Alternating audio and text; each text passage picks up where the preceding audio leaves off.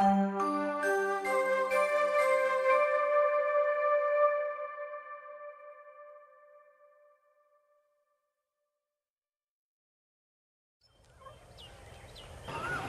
तो विज्ञान का है, लेकिन इसके बावजूद बहुत सी ऐसी बातें अभी तक मान्य हैं जिन पर आसानी से विश्वास नहीं होता।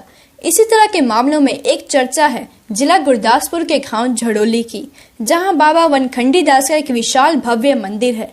रंग बिरंगी मूर्तियों और प्राकृतिक नज़ारों से भरा यह स्थान व्यक्ति को बार बार वहां आने को आकर्षित भी करता है।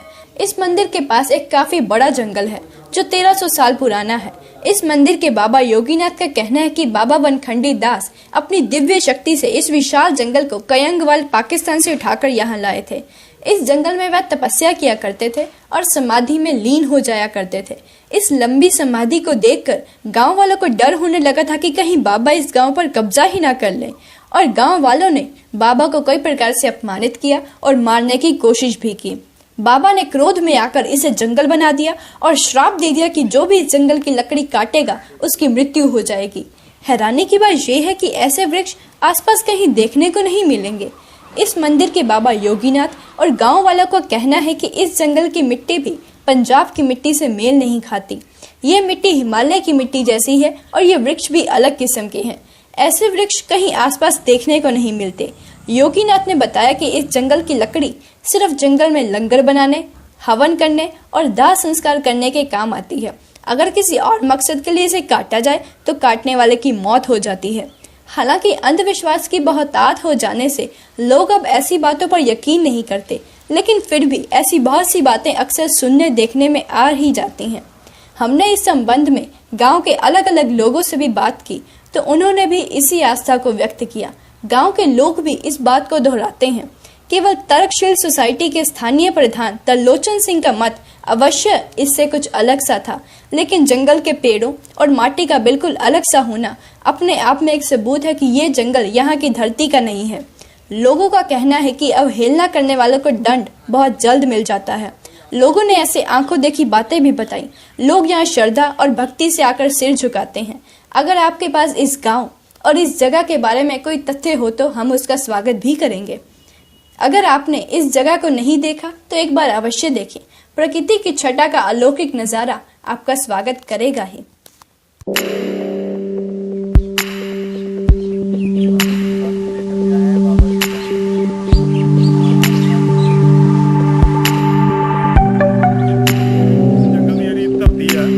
ਸਾਡੀ ਆਮ ਪੰਜਾਬ ਦੀ ਧਰਤੀ ਨਾਲ ਨਹੀਂ ਮਿਲਦੀ। ਇਹ ਮੰਨਿਆ ਜਾਂਦਾ ਵੀ ਇਹ ਜਿਹੜੀ ਹਿਮਾਲਿਆ ਦੀ ਧਰਤੀ ਹੈ, ਔਰ ਜਿਹੜੇ ਇਹਦੀ ਅੰਦਰ ਧਰਤੀ ਦੇ ਆਕਾਰ ਨੇ ਉਹ ਵੀ ਹਿਮਾਲਿਆ ਨਾਲ ਮਿਲਦੇ ਜੁਲਦੇ ਨੇ।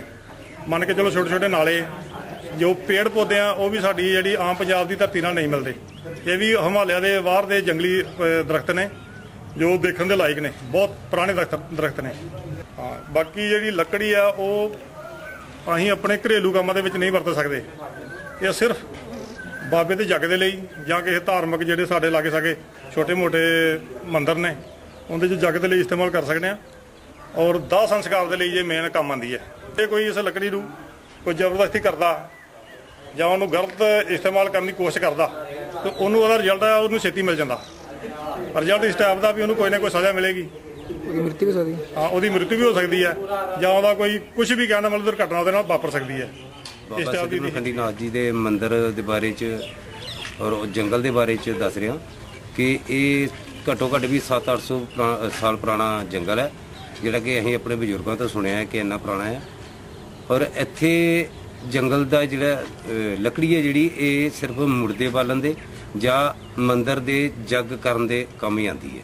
ਕੋਈ ਜਿਹਨੂੰ ਪਤਾ ਹੈ ਵੀ ਇੱਥੋਂ ਲੱਕੜੀ ਨਹੀਂ ਛੇੜਨੀ, ਜੇ ਉਹ ਕੋਈ ਜਿੱਦਬਾਜ਼ੀ ਨਾਲ ਛੇੜਦਾ ਹੈ ਤੇ ਉਹਦੇ ਘਰ 'ਚ ਨੁਕਸਾਨ ਕੋਈ ਨਾ ਕੋਈ ਜ਼ਰੂਰ ਹੋਏਗਾ, ਜਾਂ ਉਹ ਮ੍ਰਿਤੂ ਹੋ ਜਾਏਗੀ ਜਾਂ ਉਹਨੂੰ ਕੋਈ ਹੋਰ ਵੱਡਾ ਨੁਕਸਾਨ ਹੋਏਗਾ। हाँ, बहुत घटना हो जी वापरियाँ जी। वैसे बाबा जी तो सतयुग में प्रगट हुए हैं। प्रथम वीरभद्र थे, दूसरे दुर्वासा, तीसरे वनखंडी महादेव, 11वें हनुमान थे। श्री सिद्ध बाबा वनखंडी नाथ जी का पवित्र स्थान है और यह गुरदासपुर डिस्ट्रिक्ट दीनानगर ब्लॉक में वनखंडी धाम झरोली के नाम से प्रसिद्ध है। यहाँ एक ही रात में श्री सिद्ध बाबा वनखंडी नाथ जी जंगल उठा करके लाए थे कायांगवाल पाकिस्तान से। कायांगवाल महर्षि उपमन्यु जी के वंशजों में हुए हैं, जिनकी उत्पत्ति श्री बाबा बनखंडी नाथ जी के वरदान द्वारा हुई थी। और महर्षि के उपमन्यु जी के वंशजों को ही खजूरिये ब्राह्मणों के नाम से जाना जाता है।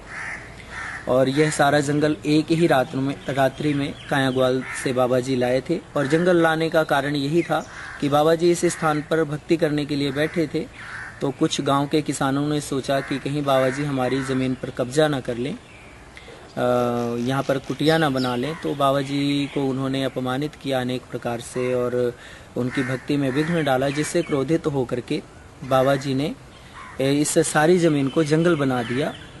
और इस जंगल के कुछ हिस्से पीछे भी रुके, जहाँ जहाँ जिसने भी देखा। पहला हिस्सा जंडियाल, दूसरा झटपट बनी के नाम से मशहूर है पठानकोट के पास, और तीसरा जंडी बनी जो यहाँ से 3 किलोमीटर दूरी पर है। इस जंगल की लकड़ी का कोई भी गलत इस्तेमाल नहीं कर सकता, और जो भी करने का प्रयास करता है उसके साथ दुर्भाग्यपूर्ण कोई ना कोई घटना हो जाती है। इस जंगल की लकड़ी का केवल बाबा जी के लंगर भंडारे में या मृत शरीर के दाह संस्कार में ही उपयोग होता है। इसके अलावा जिसने भी इसका गलत उपयोग करने का प्रयास किया उसके साथ कोई ना कोई दुर्भाग्यपूर्ण घटना हुई। कुछ लोगों की मृत्यु भी हुई। के बुजुर्ग हैं, उन्होंने अपने जीवन में अनेक प्रकार की घटनाएं यहाँ पर देखी। कटड़ी कोई चंगी गल नहीं है, लकड़ी कट के उन्हें वेस्ट करना, उन्हें बालना जिहड़ा है वो चंगी गल नहीं है, पर इसनूं किसी वहम नाल नहीं जोड़ना चाहिए। उत्थों असीं दरख्त लाउण दे हक विच हां, वध तो वध प्लांटेशन होनी चाहिए, रुख होने चाहिए, वातावरण साफ रहे। ठीक है, असीं मनने लकड़ी नहीं कटनी चाहिए, लेकिन इसनूं किसी नाल वहम नाल जोड़ के नहीं देखना चाहिए। तो बहुत अगे निकल चुकी है और सानूं इन्हां छोटे छोटे गल्लां विच फस के नहीं रहना चाहिए। इस तरह है कि जिस तरह पिपल कट्टण ते कहा गया कि ये देवता हुंदा ना कट्टो, वो ठीक है, वो जरूरत सी लोगों को समझाने वास्ते। जिस तरह कि असी एक बोकर है सफाई करने वाली, असी उन्हें कहते खड़ा ना करो, क्यों ना खड़ा करो, कहते जी चंगा नहीं होंदा, कलैणा होंदा। कलैणे वाली कोई गल नहीं, वो गंदगी होंदी है, वो हवा नाल गलदी गंदगी इधर उधर फैलती है, जिन्हों साडा नुकसान हो सकदा, बीमारियां कर सकती है। इस तरह ही ये भी एक है कि लोगों में ये गल होनी चाहिए कि दरख्तां दी टहनियां नहीं तोड़नियां चाहिए बिना जरूरत तो। ਇਹੋ ਜਿਹਾ ਕੋਈ ਵਹਿਮ ਕਿਸੇ ਨੇ ਹੋ ਸਕਦਾ ਫੈਲਾਇਆ ਹੋਵੇ, ਕਿਹਾ ਹੋਵੇ ਕਿ ਵਹਿਮ ਫੈਲਾ ਕੇ ਲੋਕ ਦਰਖਤ ਨਾ ਕੱਟਣ, ਤੇ ਇਸ 'ਚ ਕੋਈ ਬੁਰਾਈ ਨਹੀਂ, ਇਹ ਕੋਈ ਚੰਗੀ ਗੱਲ ਹੈ। ਤੇ ਪੁਰਾਣੇ ਬਜ਼ੁਰਗਾਂ ਨੇ ਇਸ ਕਰਕੇ ਲੋਕਾਂ ਨੂੰ ਡਰ ਪਾਇਆ ਸੀਗਾ ਕਿ ਜੰਗਲਾਂ ਦੀ ਕਟਾਈ ਜਿਹੜੀ ਆ ਉਹ ਜ਼ਿਆਦਾ ਨਾ ਹੋਵੇ ਤੇ ਰੁੱਖ ਵੱਧ ਤੋਂ ਵੱਧ ਹੋਣ। ਇਹ ਇੱਕ ਚੰਗੀ ਗੱਲ ਹੈ, ਕੋਈ ਮਾੜੀ ਗੱਲ ਨਹੀਂ। ਲੱਕੜਾਂ ਕੱਟਣ ਨਾਲ ਕਿਸੇ ਦੀ ਕੋਈ ਮੌਤ ਨਹੀਂ ਹੁੰਦੀ, ਇਹ ਇੱਕ ਅਫਵਾਹ ਹੈ, ਔਰ ਇਸ ਅਫਵਾਹ 'ਤੇ ਯਕੀਨ ਨਹੀਂ ਕਰਨਾ ਚਾਹੀਦਾ। हर गल को तर्क नाल विज्ञानक सोचना चाहिए। प्रशासन तो असीं मंग करते हैं कि इहो जिहियां अफवाहां नहीं फैलाउणियां चाहिए, ना फैलाउण वालिਆਂ उत्ते कंट्रोल करना चाहिए कि वैसे भी रुੱਖਾਂ ਦੀ संभाल वास्ते ध्यान देना चाहिए। असीं तरकशील सोसाइटी वालों हर साल अक्सर फ्री रुੱਖ लोगों को वंडदे हाँ कि रुੱਖ लगाओ ताकि वातावरण साफ सुथरा हो सके। बनखंडी नाथ जी के नाम पे ये वन है। इस वन की ऐसा प्रसिद्ध है कि इस वन की कोई लकड़ी तोड़ नहीं सकता, कोई काट नहीं सकता। अगर कोई मनुष्य प्राणी अगर काटता है तो उसे इस वन की लकड़ी काटने का कोई ना कोई दंड प्राणम मिलता है, मृत्यु भी हो सकती है।